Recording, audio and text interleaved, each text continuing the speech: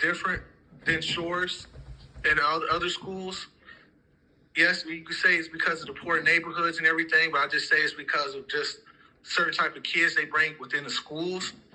My school, Muskegon, was different in the way of we had resources, but they weren't as, you could say, evolved as other districts like Shores or Reese Puffer with more outside resources. We had resources, they were more in-town resources, but other schools like Shores, Reese Puffer had more better resources when it came to helping kids academically, I would say, and just fundamentally going out in the world and be able to be in the workforce and be able to thrive. Muskegon, I'll say on the athletic side with that is a more prominent school, but academically there was some times a little turbulence there. Working at Shores kind of opened my eyes to how things are ran, how things are organized, where they put certain kids at, whether they have special needs or whether they're just gen ed. They put them in the right place and they make sure they get the best help that they need at that time. Transferring from that to Reese Puffer was the same way. Reese Puffer had ways of basically how to communicate with their people, be more diverse with everybody. That district was more diverse in a way of bringing more cultures together, working on basically better plans on helping kids and helping the future generations coming up in the academic world. They are more open-minded when it comes to different things, like racial equality, the LGBTQ community, bringing everybody together as one instead of kind of separating them into different entities, if you get what I'm saying.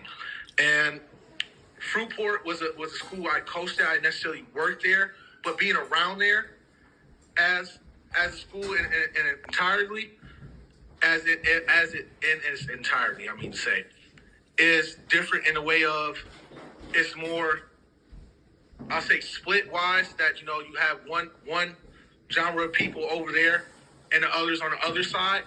Still try to bring things together, but it's kind of more split down the middle, if you get what I'm saying. So absolutely, yeah. So basically, compared to Muskegon and Muskegon Heights, where you work on, or where you work at right now, it would probably be safe to say that the Reese Puffer, the Mona Shores, and the Fruitport schools definitely focused on school academic resources, especially for students that might be struggling, or minority students, more than Muskegon or Muskegon Heights. Yeah. Exactly. And working at the district I work at, I see basically the attention to detail of not paying attention to certain kids that need the extra help. Kind of just throwing them in the limelight, in the fire, and not knowing, okay, can he learn in this said classroom? Yeah. Does he need to be in an isolated classroom? Does he need more basically one-on-one time? Yep. Or does he really just need to be with a set group learning a set of different things in a regular gen ed class? That's the kind of problems I run in working at Heights, I would say, with the academics and the behavior side of it. It's a lot of kids, I feel like they're misguided in a way. A lot of people, not only just their parents around them, but just their peers misguiding them in different ways and not showing them how this is how it works in school. You can't bully this person. You have to talk to this person this way. They haven't been shown that in a way. And so they've not been shown that. They go off basically what they know. And it's hard, especially when the kids get older in Muskegon Heights system, they get older, it's hard to reach them. Setting where I'm at in the elementary setting, I can reach them easier because they're young minds, basically ready to be molded at any point. Absolutely. Yeah. Very, very good answer. And then you brought up athletics as well. I think that's an important thing to touch on. Obviously at Muskegon being a very prominent athletic school in many different varieties of athletics, they're obviously going to get the resources and funding for things like that. But would you say it's safe to say, even in schools such as Muskegon, that the academic resource part of it is oftentimes overlooked?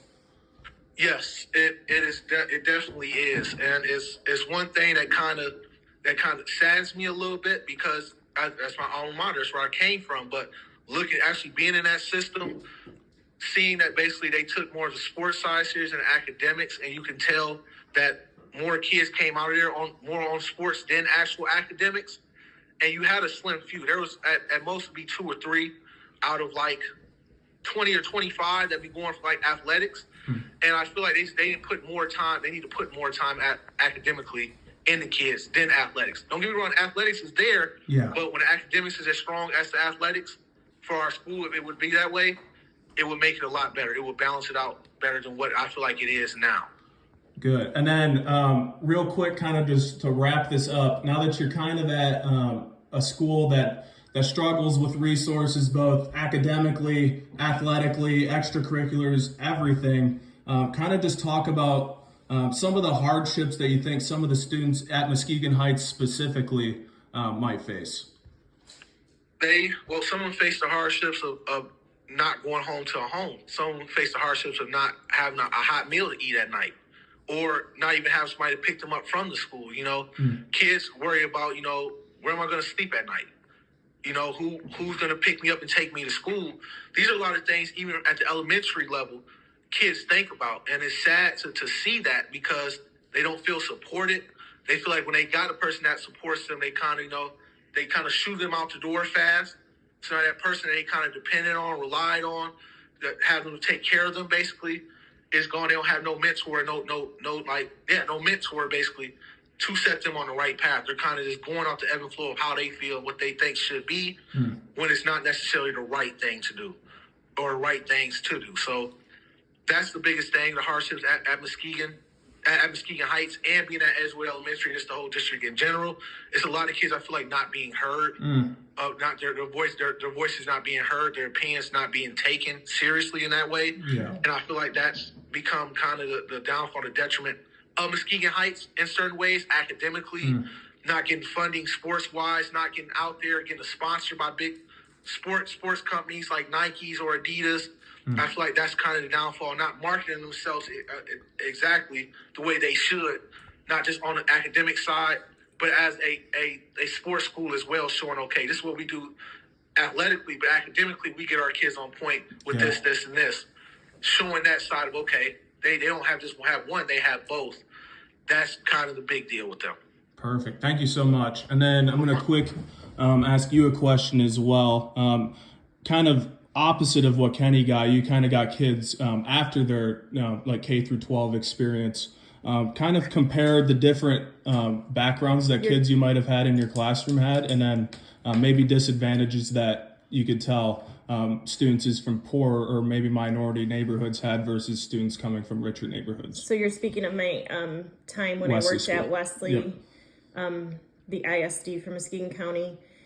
It definitely was, there was definitely a difference in the kids that, not always, but there were differences in the kids that came from the poorer communities than the kids that came from maybe, say, a Whitehall or a Mona Shores.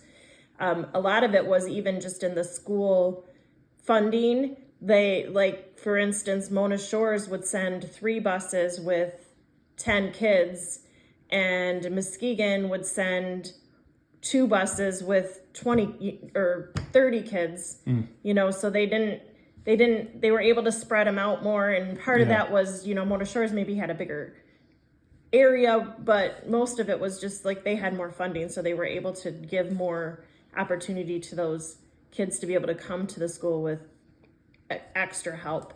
And then just simple things like some kids might have, like Kenny was saying earlier, not even know where their parents are or not have any contact with them. And then there were kids from Mona Shores that, their parents were both married and super involved in their lives and made sure that they came to their IEPs and anything else that they had for them. So there was definitely a difference. Perfect. Thanks, guys.